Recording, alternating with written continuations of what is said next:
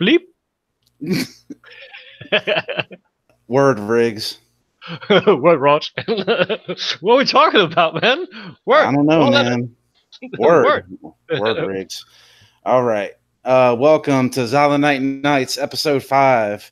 I suppose we have to register you as a lethal weapon. This is our lethal weapon episode. Yes, sir. And we got a guest tonight.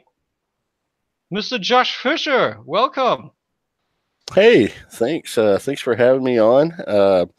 I'm actually excited about this because the Lethal Weapon series is my favorite action series of all time.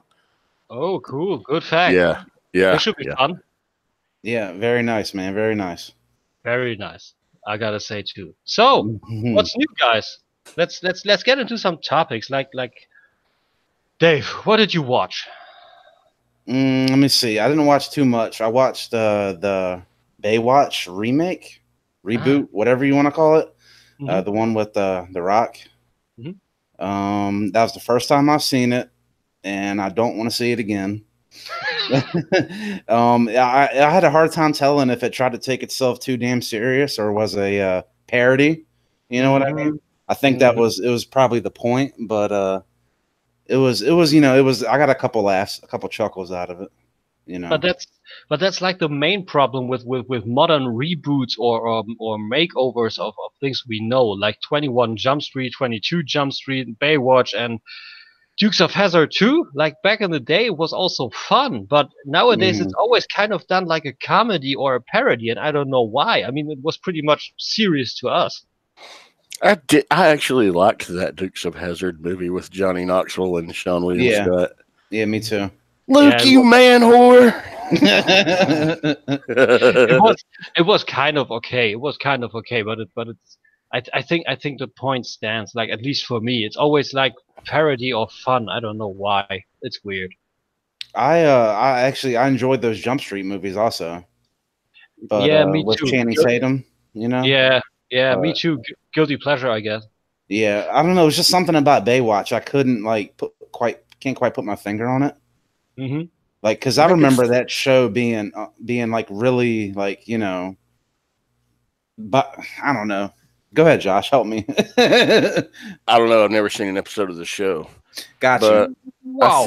I think a large part of the problem is The Rock. I just don't think he is the box office draw that people think he is. His acting ability early on, he was fresh, he was new, he was entertaining. But as his career has progressed, his acting ability has not.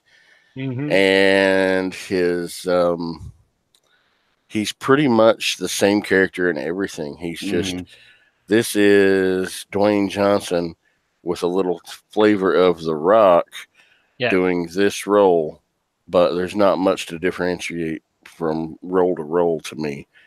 And I was just like, everybody's like, oh, great, The Rock's in this. I'm like, oh, great. Guess what? I'm not rushing out to see. Right. Yeah, but that's my thought too. It's like also like Jason Statham.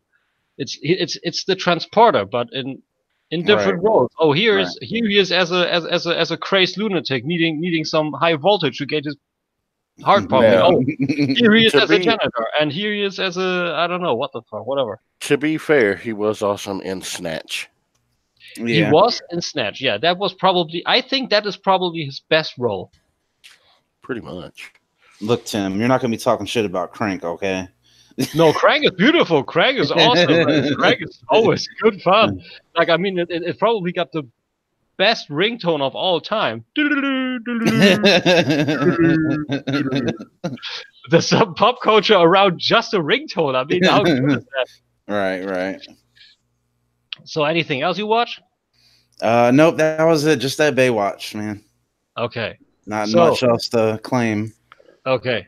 So, Josh, what about you? What did you watch in the last week, or what was the last pleasant thing you watched, or guilty pleasure, or whatever? Well, I do have a couple of shows that I'm a part of, and one of them is all queued up. And we actually watch exclusive streaming things for that show every 2 weeks. We do a review session. Oh. So for last week's episode, we actually covered Afterlife with Ricky Gervais on Netflix, and that was very, very good. Okay. And then we also covered Love, Death, and Robots, which was pretty phenomenal. Glorious. Like that first episode, just that first episode was a lot of fun, but yeah. There were a couple of stinkers in it, but even the ones that weren't that good weren't bad. They just weren't nearly as good as the ones that blew you away. I think if I may interrupt you, I think my favorite 2 episodes from Love, Death and Robots are, controversially, the yogurt episode and the Hitler episode. I think those were perfect shit. I mean, the Hitler episode was hilarious, and I can see you being, your nation of origin, why that is funny as hell to you. I mean, it was funny as hell to me too. But yeah, I like the multiple possible deaths of Hitler. That was funny as shit. My favorite episode was Suits. The one with the mech suits where the farmers and the community in the mech suits defending it from the aliens. That was just amazing. And I think my second favorite one was the Shapeshifters one with the werewolves. Oh yeah, that one was. That's the best way I've ever seen werewolves done in any medium before. That was amazing. Yeah, I give you that. If they are doing any kind of werewolf film in the future, they please take the example from Love, Death and Robots. Absolutely. And then I think my third favorite one was the episode, the actually only live action episode out of that whole thing where Topher Grace and Mary Stewart, what's her name? Mary Elizabeth Winstead. Mary Elizabeth Winstead, yes. Ramona Flowers from Scott Pilgrim. I love that one because I was fascinated by the idea of this tiny civilization in their freezer. That is starting so at cool. the Ice Age and then just advancing to the Future Age, and then just boom. I looked at Misty when we were done watching it, and I was like, honey, will you please get me a refrigerator like that? Because I would just be fascinated. Be like, oh, look at what they're doing now. Look at what they're doing now. I would just be. But yeah, that was a great series. Really enjoyed that, and I hope to see more like that. Doesn't even have to be the same type of theme, Love, Death, and Robots. It could be, another thing of thematic components, tied together in some way, but in the same style, done by the same studios. That would be cool. Yeah, absolutely. But the only other thing I've watched since then is for next week's episode. I watched The Highwayman on Netflix with Woody Harrelson and Kevin Costner. It's about the Texas Rangers that rounded up headed up the expedition to take down Bonnie and Clyde in the 30s. Oh, yeah, nice. I heard about that, and that's on my watch list. I need to watch that. It looks great, and that actually made me read into Bonnie and Clyde more. It's pretty fascinating. Dude, it was insane how they were just like upheld as heroes by society. Of course, this is Great Depression, and they're sticking it to the banks. But at the same time, they're killing people. They're killing innocent people. They're robbing gas stations. The people they're supposedly trying to represent. They're ripping off and stealing and killing from small time people. They're not killing these bank owners. Yeah. So, but yeah, that was a fascinating movie. Yeah, and of course, I'm gonna have to check that one out. Yeah, I recommend it, to be honest. Cool. But what were you saying otherwise? You said of course. It was fascinating to see like real life footage that they had captured. Oh, cool. There's they actually film and recreate these shots at the end of the movie, not to spoil anything of what happens in real life.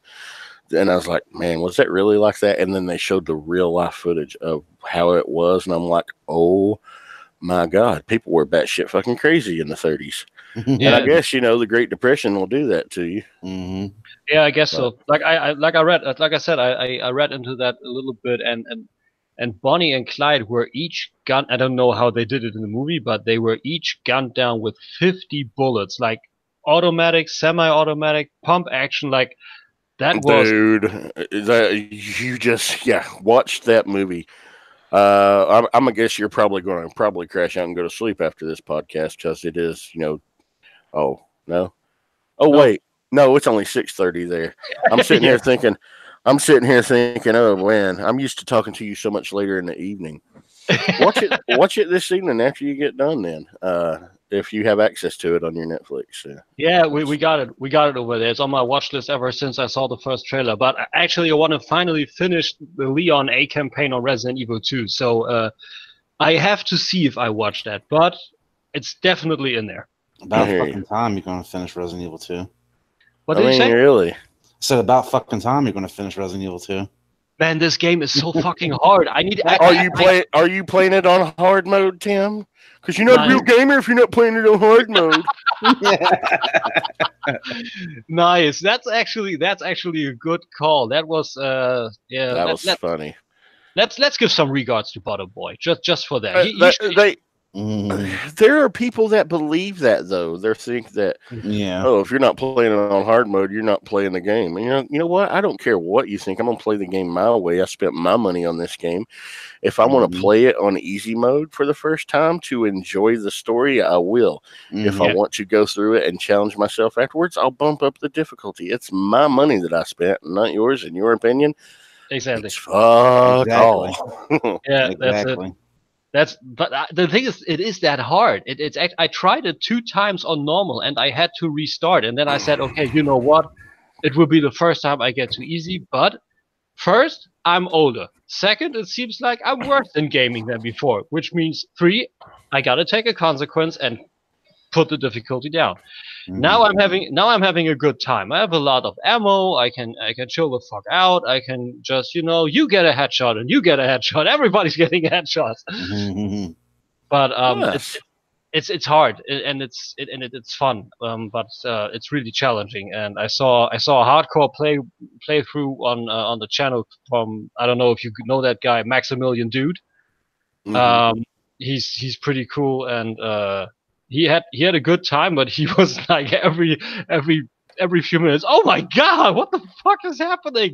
Did that guy teleport over here? So that's maybe also, I don't know, Dave, what do you say? Some topic for the future too, like on Resident Evil, maybe. For sure. So well, they've made enough movies to where you can talk about it and as well. Too bad half of them are fucking garbage. Man, I hope that Netflix series okay. Every single one. Maybe.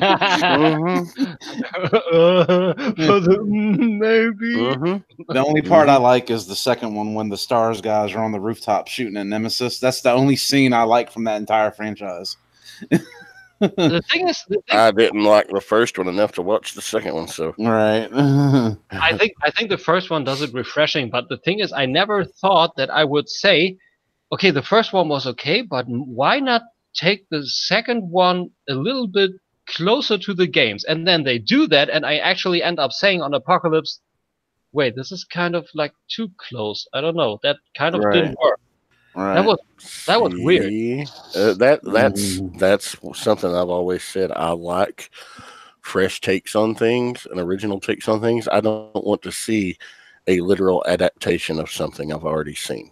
Because there is such a thing as too close. Now, I adore The Watchmen, and I adore the Watchmen movie, but that movie didn't do well. And I think the main reason why the Watchmen movie didn't do well is because it was too close to the source material.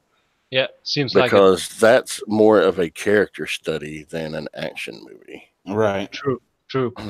And it suffered because of it. Yeah, seems like it. Yeah, sure seems like it. But okay, back to topic. That was half a Resident Evil episode for you guys. Tim, did you watch anything? Yeah, last weekend I watched WrestleMania. So hella different topic. Friday was Takeover. Saturday was the Hall of Fame. Fuck that guy that tackled Bret Hart. And Sunday was. I saw that.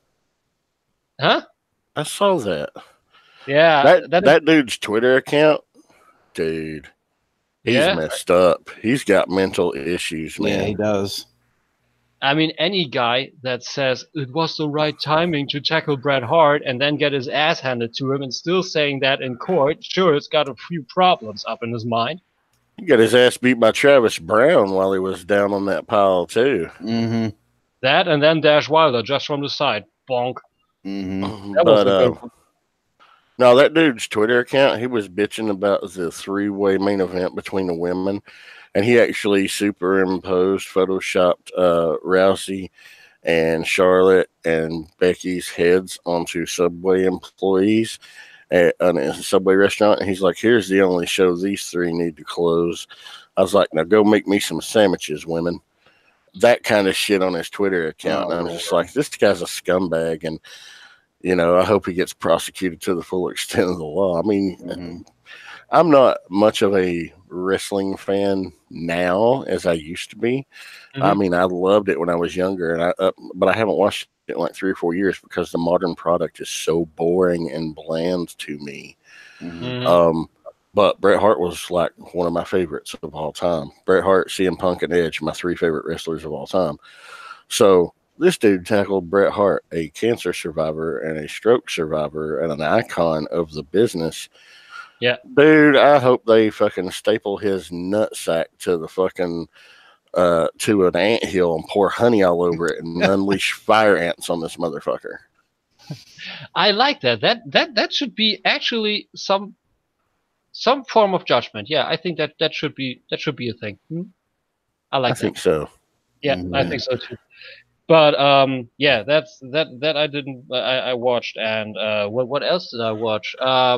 Just a few hours ago, I watched Star Trek Discovery again, and I did some backpedaling on Mel Gibson, at least a slight bit, and that was Mad Max. Can never go wrong with Mad Max. Nope, number 1 and number 2. I tried Thunderdome, but that movie is fucking boring. It's bad. Like. It's missing everything 1 and 2 made. Like, like when I was an 8-year-old, I saw Thunderdome and knew it was bad. Right. why did George Miller think, okay, we make a third one and we don't have any cars in it, like none. Right. Like yeah, go ahead. Yeah, it's just. It's supposed to be so far in the future that nothing anymore is in there. Like, you can barely see his MFP uniform. There's nothing anymore in it from him. That's it. It's just such sequels are mind-boggling and in a bad way. So yeah, sorry about the stuttering. It's the weakest one of that franchise, if you ask me. Way weak. I mean, people are saying that Fury Road is not really the sequel to the original because it's not the Mad Max. People are actually going crazy on Twitter that new Mad Max and Fury Road is the feral kid from 2, and it's taken Max as a role model and rebuilt an Interceptor, and that's the new Mad Max. And whatever tickles your fancy, dude. Like, it's weird. I mean, that is weird. Headcanon is always fun. Yeah. Right. You know that. So they even did a comic book around it, actually explaining like where that Interceptor came from. But yeah, I mean, I have a few problems with Fury Road too, but that's another episode. So so yeah, that's those were my views of the week. Cool. So all right, then what about some news? Yeah, there were a few news. Let's start with Terminator, I would say. Terminator Dark Fate had several videos where it was featured on the Terminator fans YouTube channel, where it was said that the Terminator done by Arnold Schwarzenegger will probably be a return from the Uncle Bob Terminator from Terminator 2. They didn't get into many specifics if they got any knowledge or whatever might be happening, but it's more of a rumor, but it seems that way because James Cameron seemed to have said in an interview back then that it's a new version of a guy you have seen before. So it could be also because it's a direct sequel to T2, so that could be interesting. Right. then that there will be many flashback sequences with the T-800 from Terminator 2 and also the Edward Furlong, John Connor, because there is a child actor casted for him, and they're probably superimposing his 10 or 11-year-old look onto this guy. So Right. this will be interesting, and also that the T-1000 that's in there, I think it's some Latino dude, is probably able to actually split into 2 units. So this will be kind of interesting. So Yeah, that's pretty nuts. yeah, I mean, Tim Miller and James Cameron seem kind to have an idea. So with those ideas, and it could be something, but they shouldn't go too much of the nostalgia route with going Uncle Bob. Like a comic book series called Terminator Infinity tried that, where there was a Terminator called T Infinity with an in capsule time displacement equipment inside the Terminator, all plasma based, and he was hunting John Connor across several timelines, and there was a Terminator assigned to him to protect him, and that was also like a dude, and he was saying to him, "You can call me Uncle Bob." So right. so I think that's kind of a reference. So Hmm. that's for that.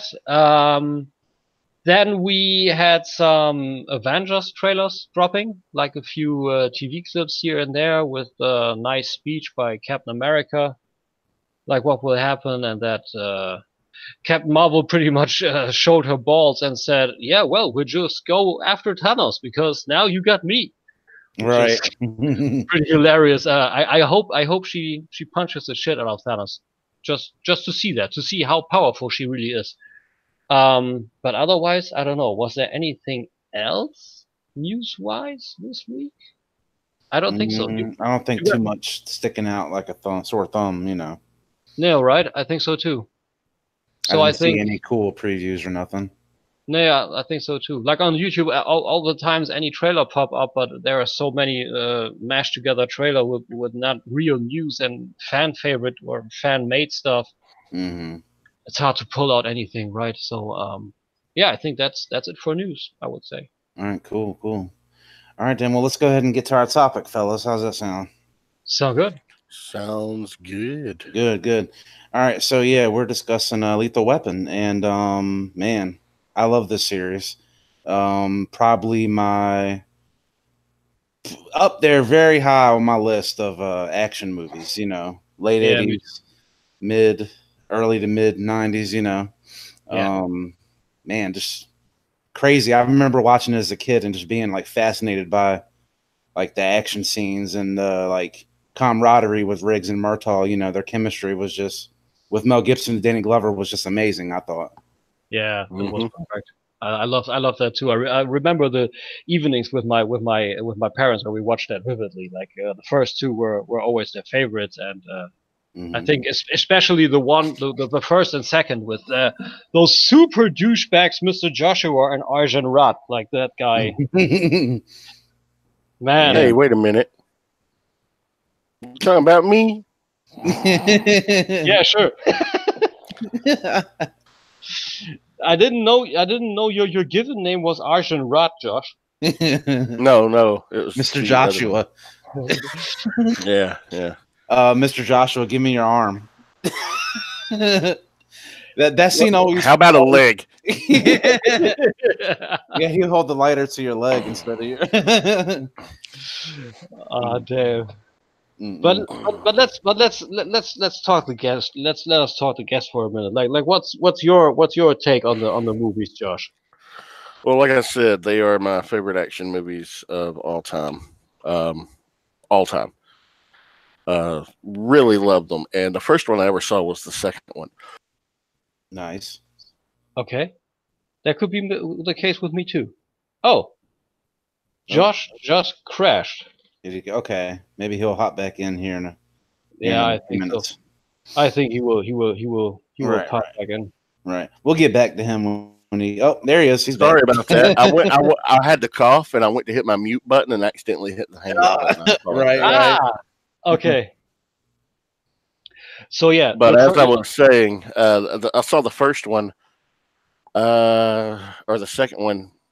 The first that was my first movie of the series. cool. And I saw it right after RoboCop came out.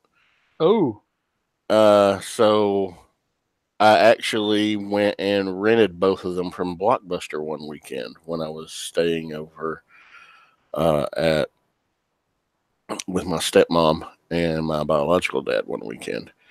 And I rented those and watched them, and I loved RoboCop, but then Lethal Weapon 2, though, it just blew me away. I was like, holy shit, I love this.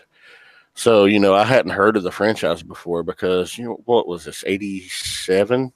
87, yeah. Yeah, I was like 13. And I was just blown away and fell in love with it, but I never could find the original. And I didn't see the original until, several years later. And then 3 came out, and I enjoyed 3, and then 4 came out and wrapped it all up. And, I really like, because it's rare in an action franchise to where you have a beginning and an ending and everything's wrapped up in a nice package by the end of it. It's rare for that to happen. that's true. So I like how it did that. But yeah, love those movies.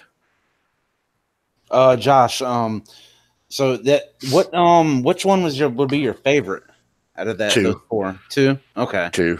Okay. If I were to rank them, my favorite to my least favorite, it would go 2, 1, 4, and 3. Right. Gotcha. Oh, interesting.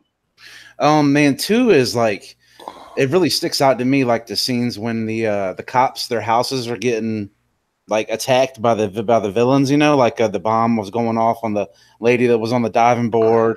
They're playing poker games and they come in and with the guns and get them when they're playing poker and stuff, and like that really stuck out. And then the storyline with the second henchman that killed Riggs' wife in the car. That's crazy because you watch the first movie and you kind of get like she was killed in a car accident. He's depressed, suicidal, whatnot, and then you find out that this fucking asshole, what he did, trying to get Riggs. You know what I mean? Yeah. He's like, you got too close, so I had to teach you a lesson, because that's how that guy operated. Remember when they started getting too close to him and he broke in and scared the shit out of Murtaugh and his family? Yeah, right. Tied him up when they were in the bed and stuff. That's how that dude operated, man. And dude, when Riggs found that out, to see him go into full on just angry Riggs mode, right? I love that shit. Yeah, that was really good. Like with his pickup, and he's bringing down the house, like literally bringing down the house. Yeah. So that was really cool. Also, Myrtle tried to stop him. No fucks given. 0. That was good, especially also that full circle thing. Like he's actually becoming happy again with Rika Vandenhaas, and the next thing he knows when he sees her is below the water, like chained to the fucking docks, and in his jacket.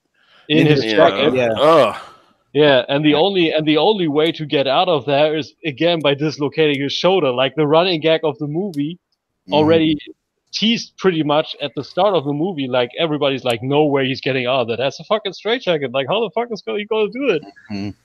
Crunch, and then the whole department. Oh, that's fucking dope. I love that. I think the second. And then somebody flips the Kruger end down on the desk as payment. Yeah, right. He's like, oh.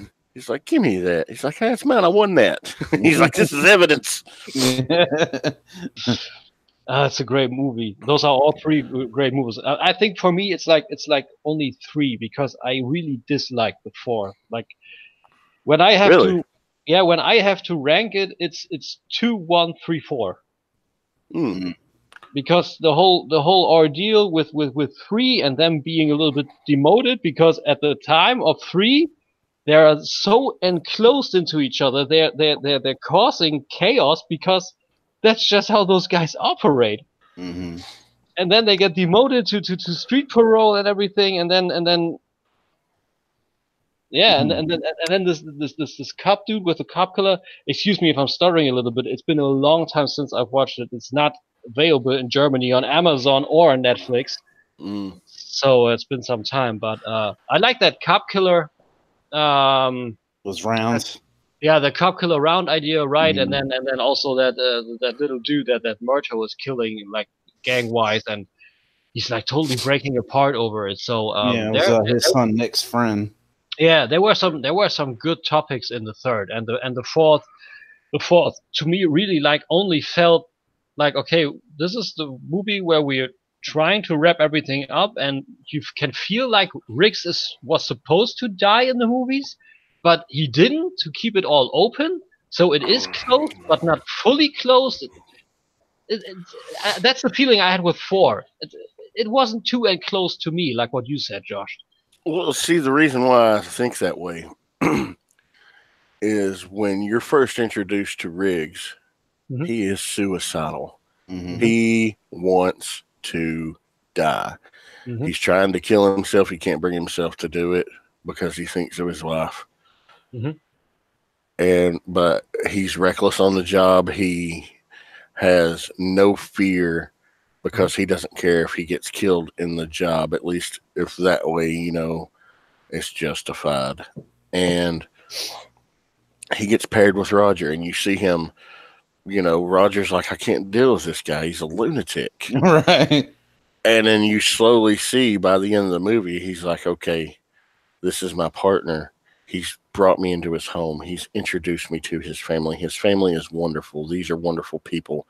That's true. Now they're coming after him. I'm not letting that happen. And by the end of the movie, he's kind of come out of this, okay, I'm not wanting to die. I've got friends. I've got a little bit of something to live for.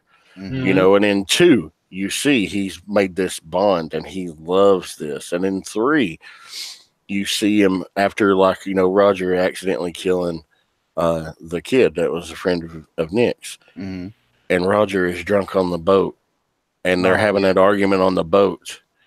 And he's like, Roger was looking forward to it. Son of a bitch. I'm sorry, guys. Poor Brian break. I have a landline. What can I say? I'm a stay-at-home dad. Yep.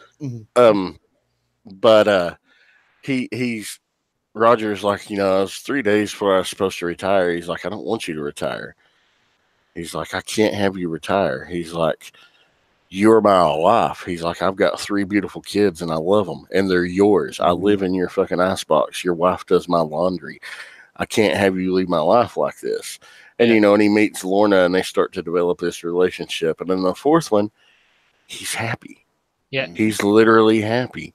And now he's got his extended family with the Murtaughs and an actual real family. He's starting a life with Lorna. He's got a baby on the way.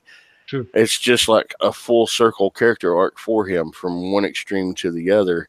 He had nothing and then ends with a family. And that's why I think it's a proper closure. That is true. Character-wise, for Riggs, it really is a closure from unhappy to happy again. That is true. Yes, that I 100% give you. It's like, but when you actually read up on the story and on the development and that they wanted to kill off Riggs, you feel like, okay, this is the reason why it feels a little bit unfinished, because they don't stop, even though they have a family now, or he has a family now. It's not a reason for them or him to actually stop being a cop. And that's why I think, I don't know, like, dying happy would have been the right call, but in the end, of course, you're rooting for Riggs. Like, Riggs was always my favorite over Murtaugh. Always. Yeah, mine too. And, but that doesn't mean I dislike Murtaugh anyway. I love Murtaugh. Right. But I love their dynamic. I love their relationship. And it only got even better with the addition of Leo. Yeah. Oh, man. I love Leo. I hate adding him into the mix. Oh, you didn't like Leo at all? He didn't like Leo. No, I don't. And I think he's the most horrible in 4. Like in okay. the, Okay. What do you need? Leo gets. Tell me why. Okay. Tell me why. Tell me why you don't like Leo. Well, there's something for you. that already, and I don't know. I They mean, fuck you. They fuck you. They fuck you with the Leo. the thing is, you know what? Also, the problem is I have never watched those movies in English before because they are not available. Now I only know the German dub version. Really? Holy That's shit. but it's. I That think could make a tremendous difference, especially if something's lost in translation or if it's a Exactly. shitty dub.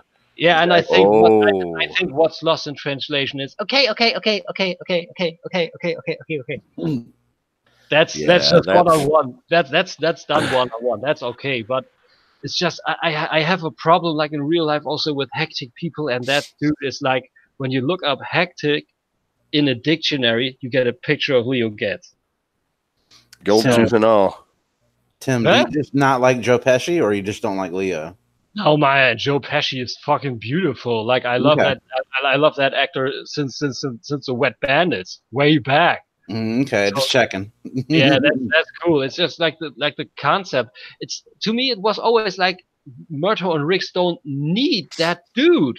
That in two he was a good additional character, but it became another main character that was just there for the comedic aspect in the third, and it wasn't needed because you had the dynamics of Riggs and Myrtle. Pesci wasn't needed, like the character in my book.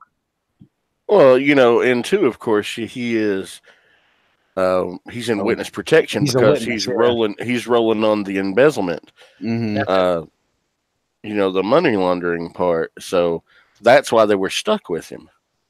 And that worked. in three, after you know he made the deal and testified and whatever, now he's like, "Oh, I'm a real estate agent." He was trying to sell Roger's house, Mm-hmm. but they're like, "Hey, you know, this little weasel is useful for sniffing out information." That's why they would go to him. Mm-hmm. And in four, of course, you know, him being the private detective, and then you know the dynamic between him and Chris Rock was just so funny. Hey, Riggs, who's the perp in the back seat? Perp, you think I'm Perp. a perp? You think I'm a fucking crip accountant? hey! German Jews didn't have it any easier when we were kids, okay? Okay. Yeah, Oh, that's my problem. I think the original version, like the real audio, I think that would have brought it back. I think so. So I think you would probably enjoy his character better if you could watch them in English in the proper format. that could Of probably course, you're what PAL format over there on Yeah. DVD. Yeah. Okay. See, we're in TSC, aren't we? Mm-hmm. Yeah, but we got to figure out how to get him some English copies. if you can get me a DVD version, that's no problem. I have an NTSC DVD player. Oh, okay. Oh hell. That we can get here, and I have like the Masters of the Universe commemorative 25th anniversary box with Grayscale to have my series with the original original dub. So that's okay. I can watch English movies all night long on my DVD. Oh, okay. Well, that'll come in useful. Yep. It sure does. But yeah. Otherwise, I think like I think those movies are riddled with memorable moments. Like when you think like the first, it just starts off with a bang. You know, like you're pretty much fed with that super cute blonde, and she jumps off the balcony. You're thinking like, man, I really liked her. And then she's gone already, and then you are introduced with Riggs and Myrtle, and man, that I don't know, man, that chemistry between those two, like from the get-go, that was something else. That was something you didn't quite see in a movie, I think. Mm-hmm. Like also for a young guy like me, like I was back then. I was only pretty much accustomed, let's call it that way, to Sarah Connor and Kyrie's as a pairing, and then you had Murphy and Lewis, and then you had like this real body comedy thing with Riggs and Myrtle, and that was a game changer. Like to me, it was a total game changer. That's why I have to say, like when I have to order it, it is 2 before 1. But I think those movies are very equal. Yeah, the only reason why I always slate 2 over 1 is just I think it flows a little bit better because now there's the awkwardness between them as their initial meeting is out of the way. The first one is much more dark and much more serious and gritty. Oh You yeah. know, but it's like if I were to tell you, you know, next week maybe I would say one would be my favorite. I mean, it's that close, Right. you know, neck and neck. But I generally prefer two over one. But if I'm going to watch one, I'm going to watch the other. So Yeah. I watched the first one and then the second one in order, just because they fit so well together, mesh so well together. Right. Yeah. My Yeah, just order is actually. Oh, sorry. Go ahead, Tim. you were ahead. You always let me talk. Go ahead. My order is actually the order that the films were released in. I know that might sound kind of funny, but 1, 2, 3, 4. No, makes sense too. I don't know. It's not even about the quality. I think it's just my overall enjoyment. Mm-hmm. Just you know, the story, the quality, as in like you know, from a filmmaking point of view. I think they're all pretty much, you know, pretty similar from that aspect. But Yes. from a story and character point of view, I like them in the normal order, you know. But let me see what else. Where else was I going with that? Back to one real quick to pedal back. The scenes like that really push home that Riggs is suicidal, like him when he's in this trailer and he's got the gun and he's watching the Christmas specials on TV and stuff, and you know, puts the gun because this movie it takes place at Christmas time. That's something that people always forget. They're like, "Oh, Die Hard's the greatest Christmas movie ever." It's like, why not Lethal Weapon? Exactly. That I always takes place the week of Christmas. Mm-hmm. Yeah, I mean, is it a Christmas movie? It takes place during the week of Christmas. Everything's decorated for Christmas. I mean, he's about to try to blow his brains out to the Bugs Bunny Christmas special on TV, and you know, like in the final fight scene with Gary Busey. God, I love Gary Busey. He's a national fucking treasure, by the way. Sure. In the fight scene, you know, they're beating each other with Christmas ornaments. Because, you know, everything's decorated for it. Even though it's in LA, of course, you know, doesn't snow in LA. That's it. Yeah. But that's why you don't get that. But yeah, if you watch it again, look through your everything. Like when Riggs takes down those guys for the drug bust. That's a Christmas tree. That's a Christmas tree lot. They're selling Christmas trees. Mm-hmm. That's true. He's like, give me your biggest tree in the lot. And part of the deal. Yeah. Right. That's also yeah. But the thing is, I went something with it somewhere with this because Die Hard just a few months back, Die Hard was now officially called a Christmas movie, and I mean, with all that Christmas stuff happening in Lethal Weapon, it would qualify as a Christmas movie too. I would say so. Oh, absolutely. Yeah. And it preceded Die Hard by 2 years. Mm-hmm. See, opening credits, or was it Jingle Bell Rock? Mm-hmm. Opening credits of the movie. Yeah. That's it. Interesting tidbit you may not have known. Okay. But the final fight between Riggs and Mr. Joshua, that was choreographed by the Gracies. Nice. Because on film, you'd never seen a lot of like Brazilian Jiu-Jitsu style grappling. And they are employing it because, you know, they were special forces. So they knew these tactical advantages to fighting in this style. You don't see much of it because of the way it's shot, but they're actually doing it. And they were the fight choreographers for that. So it's one of the first movies to ever employ Brazilian Jiu-Jitsu in hand-to-hand combat. So that's pretty awesome. Yeah, that is awesome. Riggs totally put Mr. Joshua in a triangle choke. I don't actually know the Gracies, so that's like a fact that goes over my head. Oh yeah, they're the family that's most famous for introducing Brazilian Jiu-Jitsu to the mainstream public. Okay. Like the originators of UFC fighting. They were instrumental in bringing the UFC and getting them off the ground. And, cool. You know, it's like Renzo and Hoist. Hoist Gracie, yep. Won the very first UFC tournament.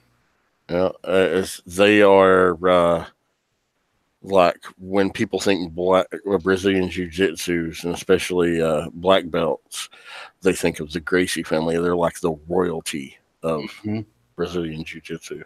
Oh, okay. I didn't know that. Nice fact. Cool. Very cool. Didn't know that. Yeah, but Joshua was crazy. That also, like, Gary Busey is a pretty versatile actor. Like, I knew him before. The next time I saw him was on Predator 2.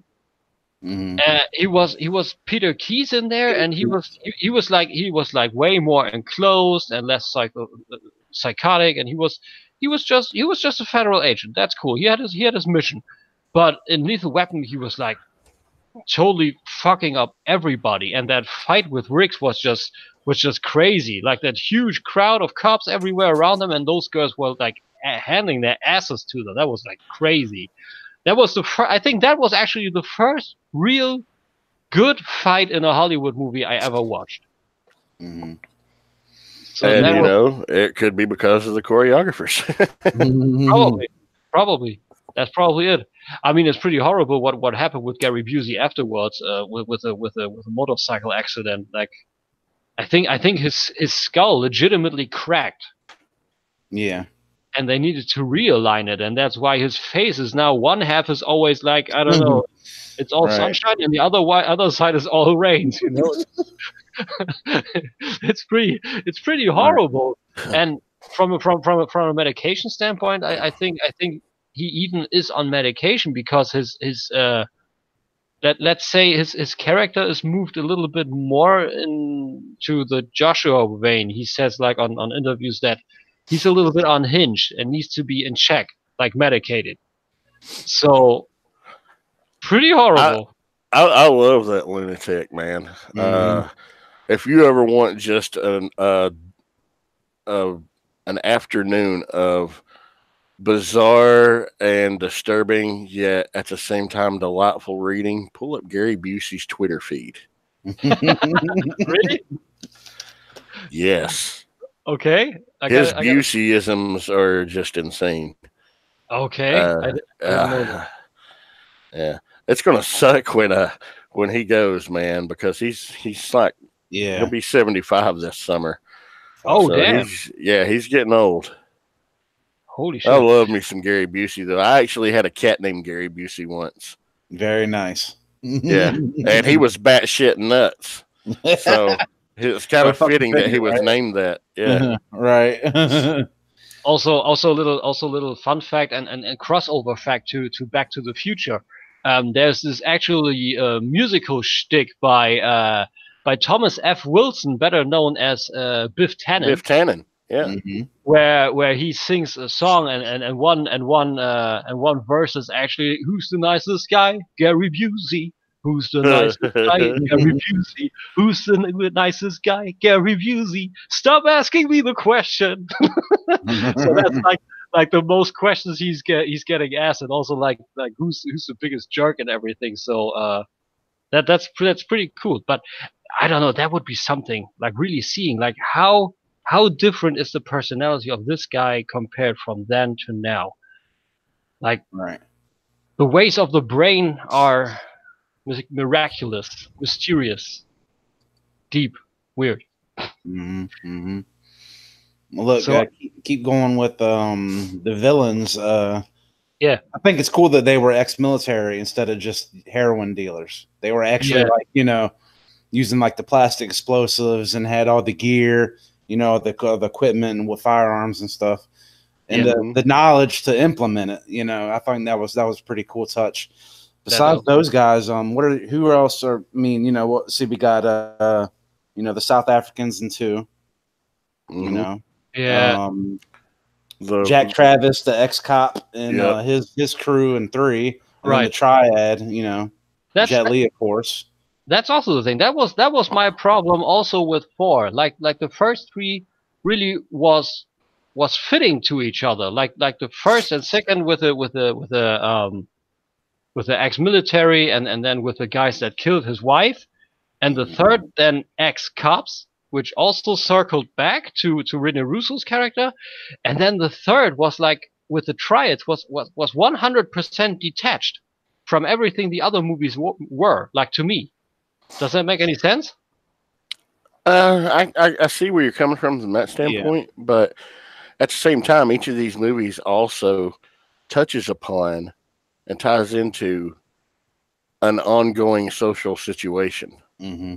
That is Like true. in the first one, you know, heroin first started getting big over here right about the time that movie came out, and the second one, of course, apartheid in South Africa was a major issue. Mm-hmm. Mm-hmm. So, of course, setting up the villains to be South African money launderers, you know, diplomatic immunity.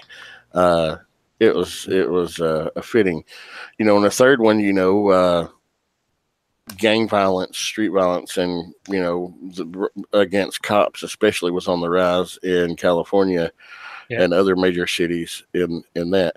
But you know, the fourth one, the major issue was, you know, illegal immigration of Chinese families, the way they would smuggle them in. That's how they set up the plot on that one. So, you know, it made sense for it to be the Triad. It was a new take on a new villain, but it was a social issue, hot button topic at the time in the 90s. So, you know, I see why they went that route, but I can see how it feels detached from the others. Yeah. Mm-hmm. Like, little question I got. Like, with the second one, with the third one, with the gang stuff and everything, let's call him, I don't know, I don't get the word right now, but with the kid that's being justifiably being murdered by Myrtle. Is there something like in the vein, subject wise, like that it was also a little bit targeting the LA riot idea, maybe? Well, this is a few years after the LA riots, but I don't think it was trying to bring up that as a specific instance. I think it was just, you know, the problems were guns on the streets. It was easy for gangs to get automatic weapons. And, you know, this was dealing with automatic weapons that were supposed to be destroyed, and they're getting redistributed back into the hands of, you know, the people they were taking them from. And, you know, the kid, you know, is an unfortunate, he's used as a plot device, you know. Unfortunately, he's just a casualty of that, because there are people caught in the crossfires because people pick sides and it's one extreme or the other, and sometimes bad things happen, you know. That's and I true. think it was just a circumstance of to help push the plot forward, and that to help, like, yeah, it devastated Roger that it happened, but then it also motivated him to do what he could to help get these weapons back off the street and shit like that. So, and remember, even though he was a young kid, he had a Uzi 9mm or whatever. He was gonna, like Riggs said, he was gonna drill you, drill me, you know. Yep. You didn't have a choice. He didn't have a choice, and then it happened to be after he, you know, fired back, and when he realized, he was like, "Oh shit," you know. Yeah, that's true. It was his son's, you know, one of his son's best friends. So yeah, and the thing is also, it was not an innocent bystander. Like, it was a gang member with a gun, but it just looked so horrible because he was that young. That's it. Yeah. Right. If you remember at the beginning, when Nick and his friends were at the end of the street and Roger is up near the house, he was like, "That's some nice gang colors Daryl has on." Yeah, right. It's just a brief scene, but I mean, it kind of sets up that scene later, you know, with when the shooting happened. Yeah, true. Yeah, that's it. Yeah, so yeah, okay. When what Josh said, explaining all the topics, when you think about it that way, then it encapsulates everything, and then it is fitting again. It always essentially is a topic that really deals with a problem at hand. You gotta say. So that's the thing. I don't know, but a little thing I have also with the villains, and I want to ask. Like, in Germany, the dub of Lethal Weapon 2 is also a little bit like that those guys are Nazis. Is there anything that's actually brought over in the original? Is there any mention of it whatsoever? Because they're calling a few Afro-American guys in the movie Kaffa and something like that. Yeah, Yeah, they yeah, were because doing that's the equivalent of the N word towards a person of color in that. Africa. South Africa, yeah. Okay. That's why they call them that. Okay. But no, they were never referred to as Nazis. They were Okay. just he called them like Euro, He not called them Euro Euro trash. trash. Yeah, basically, yeah, like Euro trash, like you know. But when they were trying to place the accent, it's like some kind of Euro trash accent or something. Yeah. Is what they referred to it as. Yeah. But when they found out who they were, they were. They couldn't place the accent at first. They were like, "Is that German? No, it can't be. It's not German. It's something else." Yeah. It's that mix of yeah, kind of like an African dialect with the German, you know, settlers that went over there. Yeah. Seems like it. So yeah, that's supposedly it. But in Germany, that's the fun part. That's also kind of a thing. Like in Germany, some dubs actually added different things to the plot. But that's mostly also in anime. So in Japanese stuff, and not so much in movies. But it seems like on the second Lethal Weapon there was some stuff added for the German version. But I would need to actually watch it, and then I could say it. What actually? It could possibly, sorry, Tim, possibly be done to make them more detestable to Yeah, more the culture villainous, that yeah. it's being more villainous. Like, because you got to think some of these topics, these were hot button topics in American culture at the time. Yeah, Maybe exactly. not necessarily so much for German culture at the time. that should So, in order to make it more like, well, what's so bad about what these guys are doing, characterize them more as a Nazi type. Yeah, that could be it. That could be it. That's true. Yeah. Man, Tim, we got to get you the American versions, man. Yeah, for real, because you truly haven't experienced them yet. Man, just listening to like in 4, like Mel Gibson talking shit to Jet Li. It's just he's like, he's like whistling at him. The what is it? The good, the bad, the ugly. Yeah, and he's doing like a Enter the Drag Queen and shit like that. Like, dude, it's the inflections that Mel does. It's just, man, you got to see it. I gotta look that up. There's a platform I can check out, but I gotta see about that. But yeah, man. But yeah, that's what I'm doing all those years now, since I'm actually really understanding everything, and also problems with the accent are going to the back more and more every bit. So pedaling back on all those movies and seeing them with the real sound as intended to, like the real version. That's like hobby wise. That's a big point for me to actually. That's something that I discovered too when I watched the series Dark, that is produced in your country. Yeah, it is a fascinating, wonderful show. But only if you watch it in its actual original German form, because that English dub of that is god awful. That's the thing, right? I can't watch German dubs on English stuff anymore. It's not possible to me. No, it was terrible, because it just sounded like people were just kind of reading their lines flatly in a phone booth. Oh, it was like you've got characters walking along in the woods, and then watching it in German, you hear them stepping in the woods, you hear them talking, you hear their voices carry in the woods like an open area like they should. Right. And you hear the English dub and it sounds like, okay, somebody hit mute and it's two people talking over this scene. There's no ambient sound mixed in. It was terrible. It is, and it also sounds so flat, or more. It sounds more vividly than the original sound, because the original sound has all the stuff from the surroundings in it, and then the dub is just over it, and you just hear it's way more flat. You have this studio clearness over it. Yeah, you don't get the weight of the emotion and the voices and things like that. So that could be. Dubs of American movies for you could suffer that same fate in that way. It is. It's to me like when I see now German dubs over English stuff. It looks to me like and the movements of the lips don't make any sense anymore. Like when I was younger, I could watch it and I didn't give a shit. But now I like subconsciously, I already read lips and I put wordings in there I know that will be supposedly spoken there. So that's a thing. And it's also funny because that stuff, bad dub over original sound, is a thing that's actually a comedic base in Germany.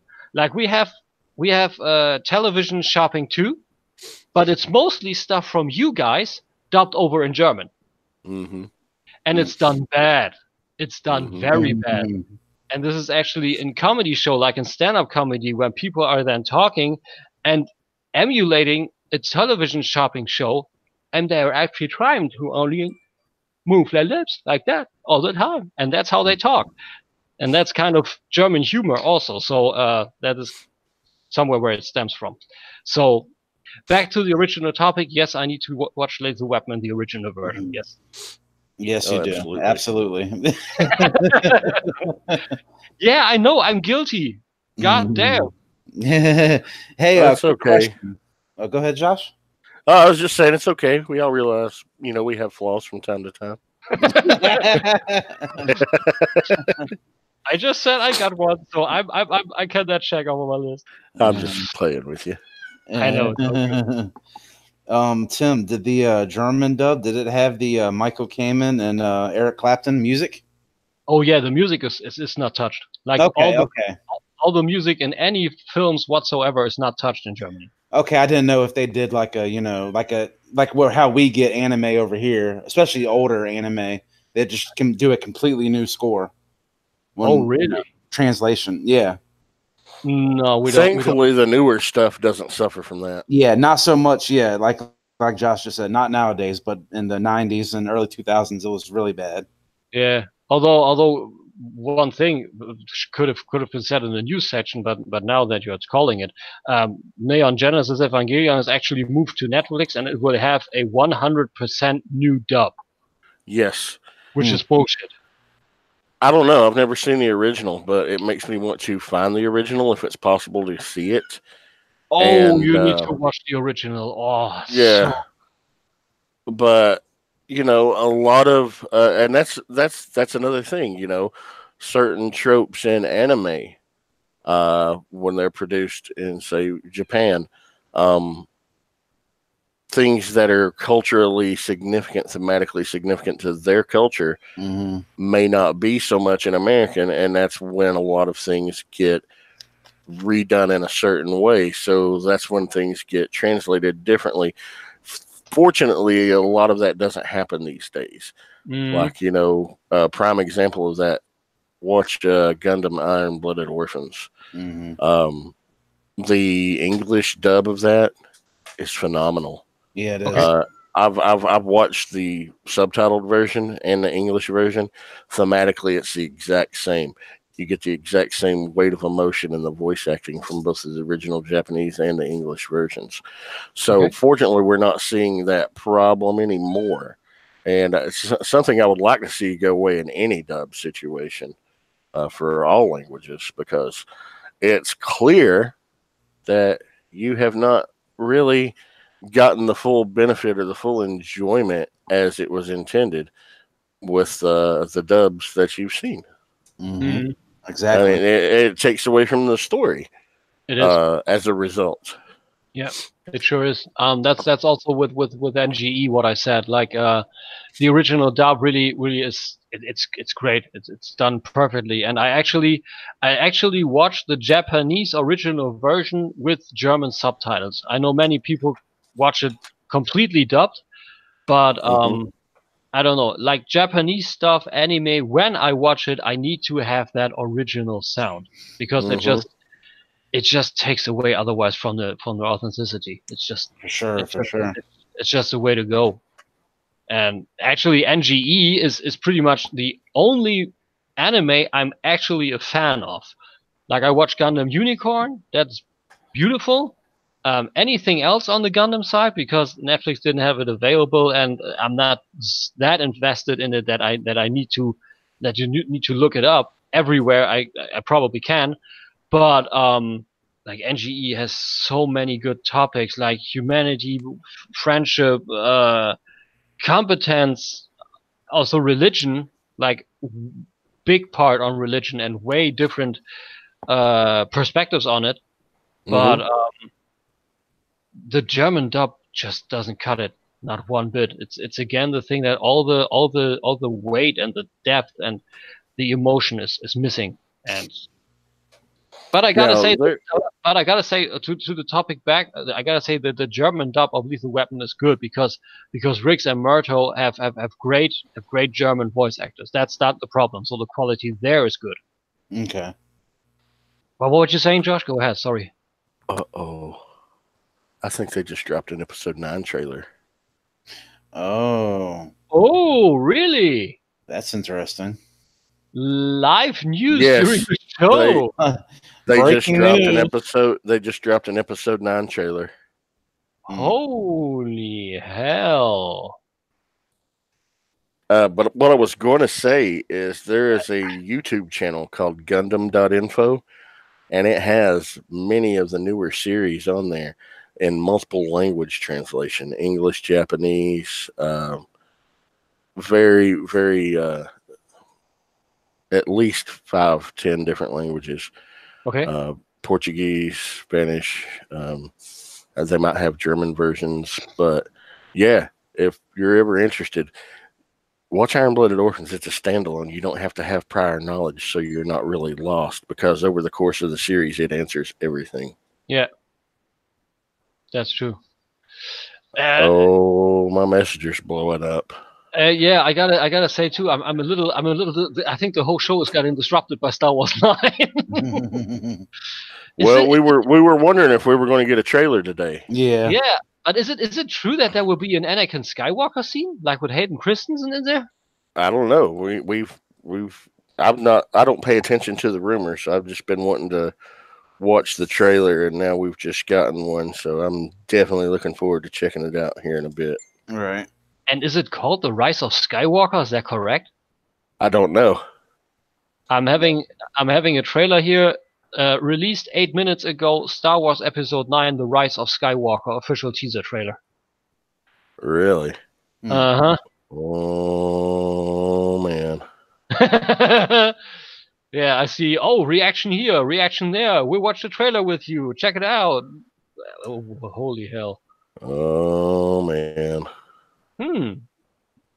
I think this is something I'm watching once I'm offline here. Yeah. We don't want to get that copyright flag for sure. Yeah, true. Although the good thing is that The channel Rise is of safe. Skywalker. That is the official name. The thing is, this channel is safe because it's based in the States and not in Germany, so you guys don't have to give a shit about copyright as much as we do. We could do a reaction video live. Why not? Right. Why not? I'm watching the trailer now. Look at you. Mm-hmm. I mean, it's not one of my favorite movie series ever, but I mean, Oh, absolutely is one of mine. Yes, but it's still Star Wars. It's still Right. Star Wars. So It's fucking Star Wars. I mean, come on. dude, I wanted to be like I wanted to be in that universe when I was a kid. Mm-hmm. You know, That would be and when I was a kid, I loved Luke Skywalker. Loved everything about him. But as I got older, I started seeing how fucking cool Han Solo was. Right. Han Solo was the shit back then. And something, you know, people are like, oh, Luke was a whiny farm boy. Luke was a whiny farm boy. He may have been a whiny farm boy, but you know what that whiny farm boy had that nobody else had? The biggest set of nuts in the galaxy. It's like, oh, Darth Vader. Okay, let's throw down. I'm not afraid of you. Right. Well, Tim, Okay. let's say we get ready to wrap up, man. Anyways, I think that's a good idea. Josh, you got anything in closing, or Tim, anything in closing y'all want to talk about for the topic? Lethal Weapon's fucking awesome. Yeah, I think that's pretty much covers it. I mean, I think the thing is the funny part is that this is a great movie series, but there's not as much stuff to talk about like on other things with more, I don't know, more of a history, to call it like that, if that makes any sense. I love those movies and I love always coming back to them, but there's not much merchandise to talk. There's no real development for future stuff to talk about. Like this series is done. It's kind of Yeah, and you know where I'm very happy about that the TV series was no topic, because that pretty much doesn't exist to me. Man, I've never watched an episode. I've never watched a single episode, but I do know about all the behind the scenes drama and bullshit and stuff, and it's not even worth getting into. Honestly. So and that's to call the hashtag, hashtag not my Riggs and Myrtle. There you go. Well, it's not even Riggs and Murtaugh now. They killed off the Riggs character. Yep. What? Yeah. Yeah, because he got into it with Damon Wayans behind the scenes all the time, apparently. Oh, okay. Now it's even less worth watching it. And he got written off the show. Oh, damn. That's almost as bad as the second son on the farm. The Ranch, did you watch that show with Sam Elliott? Oh man, I enjoy that show. I watched the first season. It's great, and they written out the other son, who that's the dude from that '70s show. Danny also. Masterson. They both were on that show. He's still a executive producer, but because of the allegations against them, they decided, you know what, we're going to write you out. And I figured, I thought they were going to kill him off at the end of the last season. Me too. You know what I'm talking about? Like when he walked into his cabin there, I thought he was dead right there. Yeah. But they, if it turns out that the show's still going and nothing comes of these allegations, they could bring him back because, easy. They just wrote him off. He was just writing down into the sunset. He can come back anywhere whatsoever. Staged his death, or what have you. So that was a good call. Yeah. Man, I like that show. It's good. It's a really good show. Like, I can enjoy everything with Sam Elliott. Sam Elliott is so good. Yeah, and your ass needs to watch fucking Tombstone. Tim, you've never seen Tombstone? God. Oh God. Getting my fucking head skinned through the internet. No, hey, Josh, I've asked him to watch Tombstone like 5 times. He will one day. Yeah, I always forget it. I have it on my list. I need to. We're going to do a Tombstone show. I was trying to get Brammer and Mike Wells, Mr. Rogue War, to be on. You're welcome to be on too, buddy. I'm your Huckleberry. There you go. All right, so let's wrap this up, fellas.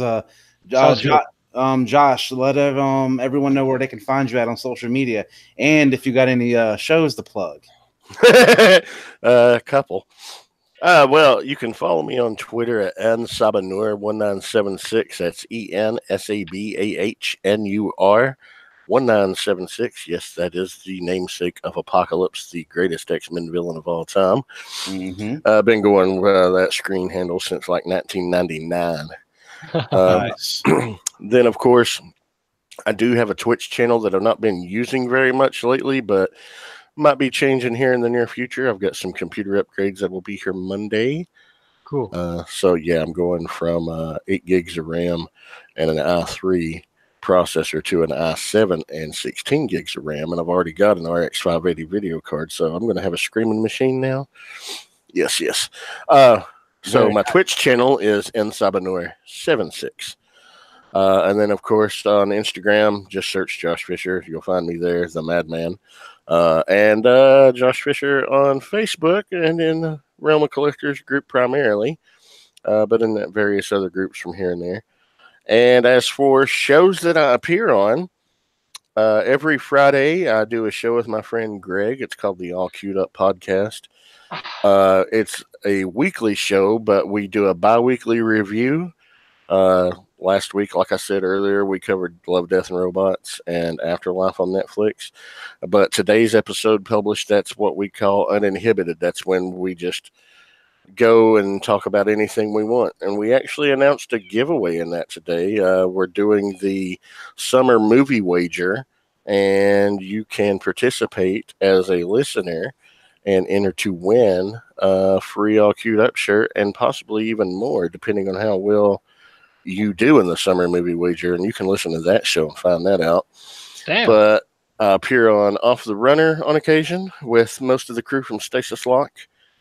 And then Friday night on the Realm of Collectors YouTube channel, every Friday night live at 9 p.m.-ish Eastern Standard Time, is MPSP Theater, Masterpiece Shitpiece Theater. That's with Nick and Russ and Rob and Sam and myself, and we have a wonderful time. We always try to be entertaining on there with some great topics, and it looks like we're going to have some stuff to talk about tonight. Awesome, awesome. Good. That was an onslaught of stuff where we can find you, I guess. I'm everywhere, man. I'm everywhere. He's all over the damn place, man. You know? You can call it like that. That's true. All right, Tim, where can they find you at, buddy? Everywhere. Everywhere Everywhere. and nowhere? Yeah, that's it. That's it. You can find me on Instagram and Facebook at Figure Photography Crate. I'm not spelled it out for you. You can find that in the description.